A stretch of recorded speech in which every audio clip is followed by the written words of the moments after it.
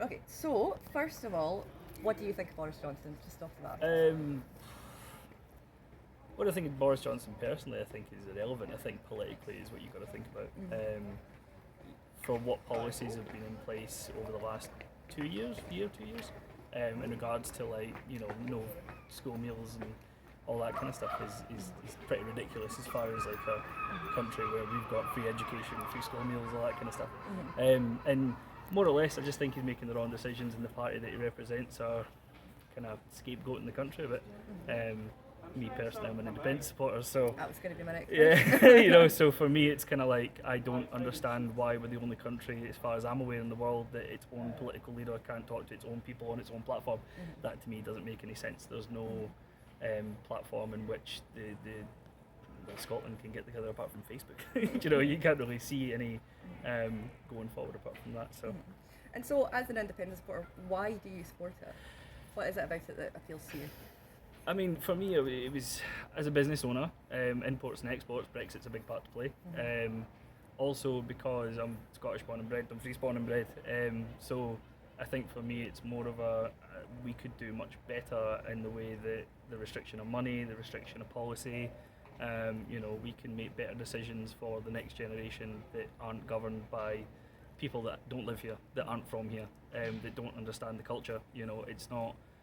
It's a collective of 4 different countries, not just England, and our culture is completely and utterly different, and our people are completely and utterly different. We've got a language that's practically dead because we've all, resolved down to the minuscule one. So. And so, if you're happy to tell me who are you going to vote for in this election and why? I am not so much that I'm torn, but I think that inevitably it will be the SNP to push for independence, but just as much the Greens Party, in all honesty. And is that because of the environmental and the climate? For the climate change stuff, as well as just, at the moment I think the SNP have got a really good foothold. I think they're doing really good things, but I also think, in any context there's plenty of factionalisation within any party, and the Greens Party are a party that are across the board, but SNP is probably who I'll vote for. And my last wee question for you is, so what is the most important issue for you in this election? Oh, jeez. That is a big question. Independence is probably the largest as far as the overall scale of the mandates and what's going out. But as far as what's the biggest issue that I personally think is moving forward, is probably the minuscule stuff like free sanitary products for women. It's not a pleasure, it's not a luxury item, but it's taxed as a luxury item. It's not very luxurious for women to have to go through that. As well as just sort of like the way that our education system works, I think needs to be readapted. If a pilot gets 90% on a test and that's his class as an A, if he says, I got 90%, you're not very confident. So I'd like to see some reformation there. And as a young person living in a small town where a lot of people do tend to leave, and go other places, what do you think that could be done Central Beltism. Central Belt, and I'm one of them, I'm afraid to admit. Yeah, no, absolutely. And I mean, I think that's the thing. thing. Opportunities at the moment are based in Central Belt. That's relevant across most countries.